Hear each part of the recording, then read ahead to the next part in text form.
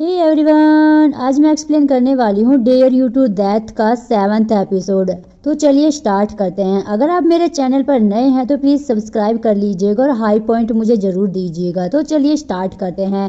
Episode के starting में दिखाया जाता है कि वो सभी पार्टी करते रहते हैं, सभी पीते रहते हैं, गेम्स खेलते रहते हैं और वहाँ पर जंप चेरिन के साथ जाता है और J5 को लेकर जाता है। J5 को रूम में लेकर आता है और उसे ब्लैंकेट उड़ा देता है और कहता है कि अब तुम सो जाओ। तो जाने लगता है तो वो उस भाई उसको बड़े प्यार से उसका हाथ पकड़ लेती है और उसको बड़े प्यार से देखती रहती है और यह सब कुछ कैमरा में रिकॉर्ड हो रहा होता है। वही जेड और कामिन अपने रोमांस के बाद आराम करते हैं। जेड कहता है चोट पर दर्द तो नहीं हो रहा है ना? कामिन कहता है कि नहीं हो रहा है, कोई मेरा इतना ख्याल जो रखता है। जेड कहता है कि आपका मुंह बहुत ही मीठा है। कामिन जेड को किस करता है और कहता है कि तुम्हें चेक करना है कि यह सच में मीठा है या नहीं। जेड कहता है कि आप बेड पर और काम पर पूरे तरीके से अलग रहते हो, पर मुझे यह पसंद है। इतनी सुबह कहाँ जा रहे हो? तो कामिन कहता है कि मैं काम ज्यादा कर रहा था तो अब आराम करने का समय है। जेड कहता है कि तुम भी रेस्ट करते हो। वो दोनों स्विमिंग पूल में जाते हैं। फिर कामिन कहता है कि रेस लगाते हैं, जो हारा उसे 100 पुशअप करने होंगे। जेड कहता है मुझे कम मत समझो, मैं स्कूल में चैंपियन था। वो दोनों रेस लगाते हैं। कामिन आगे होता है और वो जीत जाता है। कामिन कहता है कि जाकर 100 पुशअप करो। जेड जाने लगता है बट वो गिरने का नाटक करता है। कामिन जैसे ही उसे बचा लेता है। कामिन पूछता है क्या तुम ठीक हो? जेड उसे किस कर लेता है और कहता है कि मैं तो बस तुम्हें टीज कर रहा था, देखना चाहता था कोई मेरी केयर करता है या नहीं। कामिन कहता है कि अगर सच में कुछ हो जाता तो मैं तुम्हारा ख्याल नहीं रखता। जेड कहता है क्या मुझे हर्ट होते हुए देख सकते हो? कामिन कहता है बहुत ही बड़ी बातें करते हो। जेड कहता है तुम्हें आराम करना नहीं आता, मैं तुम्हें सिखाता हूँ। जेड कामिन को एक स्टॉल पर लेकर आता है। वहाँ पर एक आंटी होती है और जेड को ख्याल रखकर कहने के लिए वहाँ से फिर चली जाती है। जेड कहता है कि जब से मैं यहाँ रहने आया हूँ यह जगह सबसे अच्छी है। आंटी हमेशा शॉप छोड़कर वहाँ अपने भाई से बात करने के लिए चली जाती है और फिर कहते हैं कि चलो अब कुछ खा भी लेते हैं। जेड खाने लगता है तो कामिन भी साथ में खाता है। जेड स्माइल करता है और पूछता है यह तुम क्या कर रहे हो? वो कामिन कहता है कि ये पोर्क में बहुत ही फैट है तो तुम्हारे लिए वरीड हूँ। जेड कहता है कि तुम वरीड नहीं हो, तुम बस यह खाना चाहते हो, क्या यह अच्छा है? कामिन कहता है कि ठीक है। कामिन उसको टीज करता रहता है। वहां पर तभी एक औरत आती है और उसे कहते हैं कि अपने बीएफ से फ्लर्ट करना बंद करो और मुझे स्टिकी राइस दो।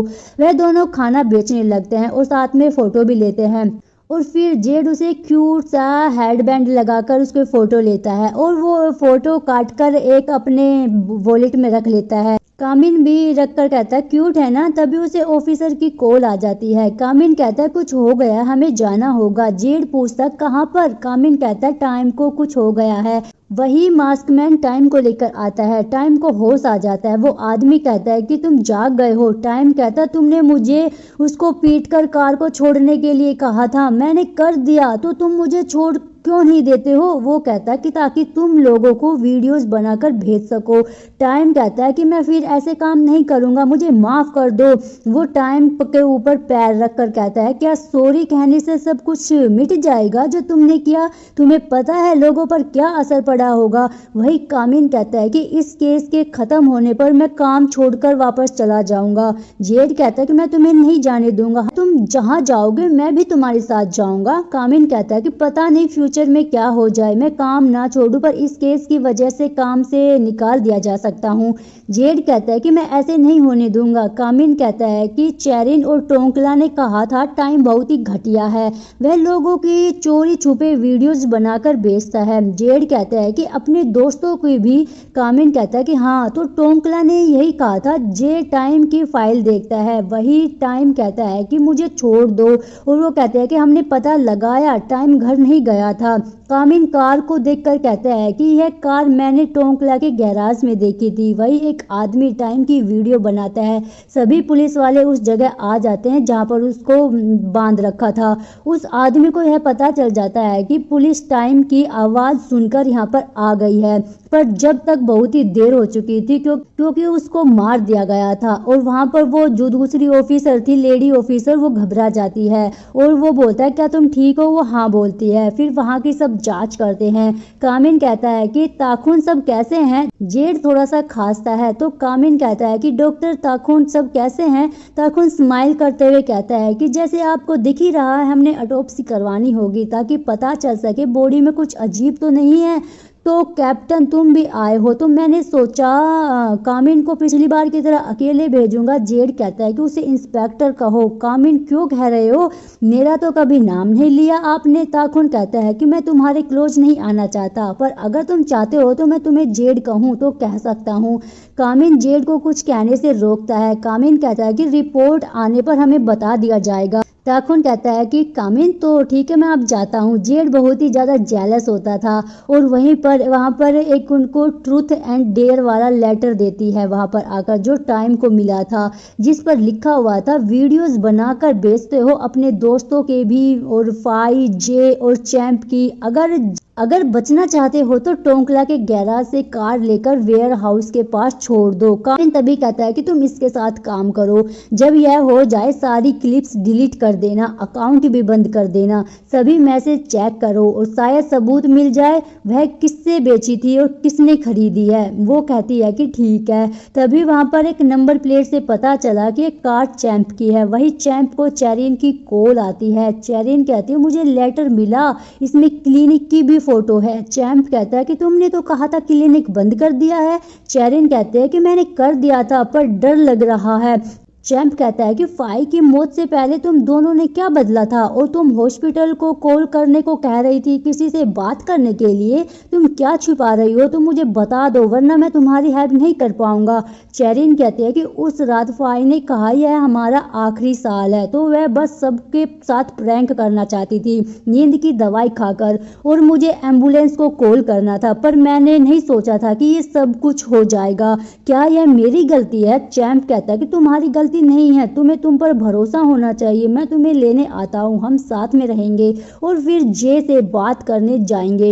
ये चैंप कॉल कट कर देता है और टेबल पर उसे भी मिला हुआ एक लेटर रखा रहता है। उसके बाद जेड और कामिन चैंप से पूछताछ करने आते हैं। उसका गार्ड उन्हें रोकने की कोशिश करता है पर चैंप कहता है उन्हें आने दो, मैंने कुछ गलत नहीं किया है। कामिन कहता है कि यह कार तुम्हारी है। चैंप कहता है कि आपको पता ही होगा। कामिन कहता है जे को चोट लगी है और कल रात टोंकला भी मर चुका है और वो ये सुनकर चौंक जाता है। तुम कल रात कहाँ थे? चैंप कहता है कि मैं घर पर ही था। जेड कहता है कि सबूत कहाँ है? चैंप का गार्ड कहता है कि सीसीटीवी की फुटेज निकाल कर दे सकते हैं। कामिन कहता है कि जरूरत नहीं है। फिर पूछता है कि चेरिन कहाँ थी? चैंप कहता है मुझे क्या पता होगा, वो घर पर होगी। कामिन कहता है कि तुम्हारी कार सीन पर मिली है, अगर सच नहीं बताओगे तो तुम अकेले संदिग्ध माने जाओगे। जेड कहता है कि सजा भी कम नहीं होगी। चैंप कहता है कि टाइम ने कहा उसकी कार खराब है तो मैंने उसे अपनी कार दे दी थी, मुझे नहीं पता था उसने क्या किया। कामिन कहता है क्या तुम्हें फाई के प्रेग्नेंट होने के बारे में पता था? चैंप कहता है पता है, यह बहुत ही पहले की बात है। कामिन कहता है कि क्या पता है? चैंप कहता है कि इसका क्या लेना देना है सबसे, क्या तुम बुरा फील करवाना चाहते हो मुझे कि मैंने अपनी जीएफ को नहीं रोका? जेड कहता है कि तुम सब सच नहीं बता रहे हो। चैंप कहता है कि मुझ पर टाइम वेस्ट करने की जगह असली मुजरिम को पकड़ो ना। कामिन कहता है क्या तुम्हें और चेरिन को भी लेटर मिल गया है? चैंप कहता है कि अभी नहीं मिला है, आप यह देखो आपको कुछ पता चल जाएगा। आप जे का ख्याल रखिए, हम अपना ख्याल रख सकते हैं। बाहर जाकर जेड कहता है कि लोग बचे हैं जो जे को शक के दायरे से बाहर करते हैं। जब टाइम पर हमला हुआ था जे हॉस्पिटल में था और पुलिस वाला उस पर नजर रख रहा था। कामिन कहता है कि चैंप की बात पर ध्यान मत दो, जे का ख्याल रखने के लिए ऑफिसर्स हैं ना। जेड कहता है कि मेरा भाई इडियट है, मुझे डर है कि कहीं वो कुछ गलत काम ना करने लग जाए, अस्पताल से बाहर ना आ जाए किसी की बातों में आकर। कामिन कहता है कि मैं जे को कुछ नहीं होने दूंगा, तुम्हारा भाई मेरे भाई की तरह है। जेड कहता है कि अगर मैं ड्यूटी पर नहीं होता तो अभी तुम्हें किस कर लेता। कामिन कहता है कि फिर किसने रोका है? जेड कहता है कि तुमने ही तो कहा था काम के टाइम ऐसा कुछ भी नहीं करना है। कामिन कहता है कि मैंने रूल्स बदल दिए हैं। जेड कामिन को किस करता है। वही जे हॉस्पिटल में पड़े हुए अपने दोस्तों के बारे में सोचता है और बहुत ही उदास भी रहता है। तभी कोई पुलिस वाले से नजर बचाकर अंदर आ जाता है। वही जेड कहता है कि मुजरिम कौन हो सकता है? कामिन कहता है कि शायद चेरिन और चैंप। इसका स्टार्टिंग पॉइंट है या वो दोनों सबसे कुछ छुपा रहे हैं। जेड कहता है तो इसे खत्म करते हैं, मुझे पता है शुरू कहाँ से करना है। वो जाकर एक ताला तोड़ते हैं हॉस्पिटल का और क्लिनिक के अंदर आ जाते हैं। वहाँ सब जगह ढूंढते हैं। जेड को एक फाइल मिलती है। जेड कहता है कि शायद बेल फाई को यहाँ अबॉर्शन के लिए लेकर आई थी। वो दूसरे रूम में जाते हैं। जेड कहता है कि फाई शायद चैंप को पता नहीं लगने देना चाहती होगी। कामिन कहता है क्या उसने अपनी मर्जी से यह सब कुछ किया होगा या फिर सिर्फ बेल के साथ आई थी, या चैंप और चेरिन कहाँ थे। कामिन सोचता है तब क्या हुआ होगा, शायद वो दोनों साथ भी आए हो। तभी उनका थोड़ा सा सीन दिखाया जाता है। तभी वहाँ पर एक बूढ़े आदमी को वहाँ देखते हैं जो पुराने सामान को बेचने के लिए इकट्ठा कर रहा था। जेड पूछता है कि ये जगह कब से बंद है। वो आदमी कहता है कि लगभग 1 महीने से। पिछली बार यहाँ पर एक औरत यहाँ पर आई थी और इसी तरह घूम रही थी। कामिन उसे चेरिन की फोटो दिखाता है। वो आदमी बोलता है कि हाँ ये वही लड़की है, मैं इसको इसके बालों से पहचान सकता हूँ। ऑफिस में आकर वो चैंप की दी हुई ऑडियो को सुनते हैं जिसमें उसने चेरिन से उस रात के बारे में पूछा था। चेरिन ने फाई को फ्रैंक वाली बात करने के लिए बताई थी। तभी एक ऑफिसर उन्हें ट्रूथ और डेयर वाला लेटर देकर जाता है। दूसरी ओर चेरिन और चैंप जे से मिलने हॉस्पिटल जा रहे होते हैं। चेरिन कहते हैं क्या यह ठीक रहेगा। चैंप कहता है कि उससे पूछे कि उसे लेटर मिला या नहीं, हमें साथ में सेफ रहना होगा। वही कामिल लेटर खोल कर देखता है। जेड पढ़ता है, उसमें लिखा होता है कि उन अवेंजर्स को लगता है कि वह सब कुछ संभाल सकते हैं, क्या तुम यह चैलेंज एक्सेप्ट करने की हिम्मत रखते हो। पता लगाओ चैंप, चेरिन और जे में से कौन मुजरिम है। अगर नहीं ढूंढ पाए तो तुम नहीं बचोगे। जेड कहता है कि वह हमें धमकी दे रहा है। कामिन कहता है कि तुम जाकर जे पर नजर रखो, मैं यहीं पर रहता हूँ। जे कहता है कि तुम मेरे साथ क्यों नहीं जा रहे हो। कामिन कहता है कि मुझे ये सब कुछ पढ़कर वारंट लेना है। कहता है कि ये सब तो वो कर सकते हैं ना। कामिन गुस्से से कहता है कि मैंने कहा तुम जाओ तो चले जाओ। जेड हैरान हो जाता है और उसकी तरफ देखने लगता है। कामिन कहता है कि मैं रिस्क नहीं लेना चाहता हूँ, वह हमें धमकी दे रहा है। जेड कहता है कि सच बताओ तुम्हें क्या हुआ है, तुम अचानक से मुझे काम करने से रोक रहे हो, पहले तो जरा सा भी आराम नहीं करने देते थे, तो क्या बात है। कामिन कहता है कि कैप्टन मेरी बात सुनो। जेड कहता है मुझे पता है तुम धमकियों से नहीं डरते हो, तो सच बताओ तुम्हें क्या हुआ है। कामिन कहता है कि यकीन करो मैं यह सब कुछ तुम्हारे लिए ही कर रहा हूँ। जेड वहां से गुस्से से चला जाता है। कामिन बहुत ही परेशान होता है। जेड सेब काटता रहता है हॉस्पिटल में जे के लिए। तो जे कहता है कि अकेले क्यों आए हो।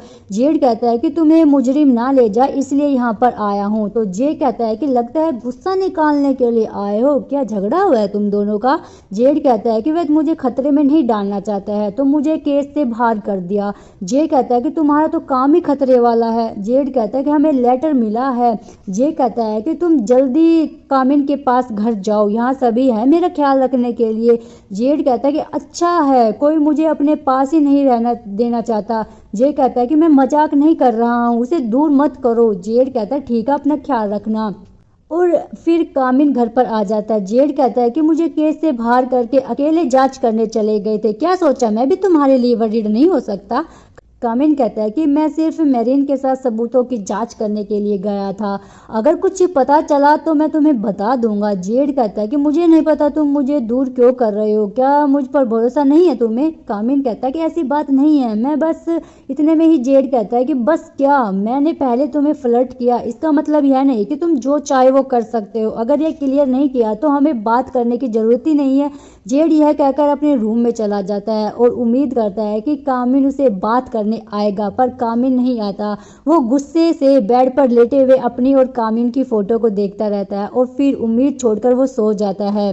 तभी कामिन जेड के रूम में आकर थोड़ा सा हिचकिचाते हुए जेड को जगाता है। जेड कहता है क्या हुआ, तुमने ड्रिंक की हुई है। कामिन जेड को तुरंत गले लगाता है। कामिन कहता है कि मुझे माफ करना, मैंने तुम्हें शुरू से नहीं बताया, अगर मैं यह सब कुछ बताऊं तो जो मैंने कहा है, क्या वह तुम वादा करोगे कि तुम मुझे जज नहीं करोगे। जेड कहता है कि मैं तुम्हें मजबूर नहीं करूंगा, तुम्हें जल्दबाजी करने की जरूरत नहीं है, मैं वेट कर सकता हूँ। कामिन कहता है कि चाहे मैं अच्छा इंसान नहीं हूँ पर प्लीज मुझे तुम्हें प्यार करने दो। जेड कामिन का हाथ अपने फेस पर लगा कर कहता है कि तुम्हें पूछने की जरूरत नहीं है, मैं तुम्हें प्यार करता हूँ मैं भी। बिना तुम्हारी इजाजत के करता हूँ, मुझ पर भरोसा रखो। कामिन कहता है कि मैं तुम पर भरोसा करता हूँ। उसके बाद कामिन घर को साफ करते हुए एक पिलो को देखता है जिस पर उनको दोनों की फोटो प्रिंट हुई रहती है। तभी जेड पीछे से आकर कामिन को किस कर लेता है और कहता है क्या पसंद आया। कामिन पूछता है कि यह क्या है। जेड कहता है कि सीरियस होने की एक्टिंग बंद करो, अब वो पत्थर जैसा तुम्हारा फेस है पर दिल बहुत ही ज्यादा सॉफ्ट है। कामिन कहता है कि यह क्यूट है, मैं यह रख लेता हूँ। जेड कहता है कि मेरे बिना तुम्हारी लाइफ बहुत ही बोरिंग होती। कामिन कहता है कि तो मैं तुम्हारी तरह रहने की कोशिश करता हूँ, आज से स्टार्ट करते हैं। कामिन मार्कर से पिलो पर कुछ ड्रॉ करने लगता है तो जेड कहता है कि मेरा हैंडसम चेहरा खराब हो जाएगा। कामिन कहता है क्यों, मैं तुम्हारी तरह रहना चाहता हूँ, क्या तुम मुझे अब सपोर्ट नहीं करोगे। जेड कहता है ठीक है पर पिलो पर ड्रॉ मत करो, यह एक ही है। कामिन कहता है कि तो मैं तुम्हारे फेस पर कर सकता हूँ। तो कामिन जेड के फेस पर ड्रॉ करने लगता है, उसके फेस पर दाढ़ी बना देता है। तभी जेड कहता है कि अगर तुम अब खुश हो तो मैं भी पीछे नहीं हटूंगा। जेड उसी मार्कर को छीनने की कोशिश करता है पर नहीं छीन पाता। तो जेड अपने चेहरे को कामिन के फेस पर रब करने लगता है और उसके फेस पर भी वो लगाने लगता है। वो दोनों बहुत ही मस्ती करते हैं और इसी के साथ ये प्यारा सा एपिसोड का एंड हो जाता है। गाइज मिलते हैं नेक्स्ट एपिसोड में, आज के लिए बस इतना ही। Thanks for watching, bye bye.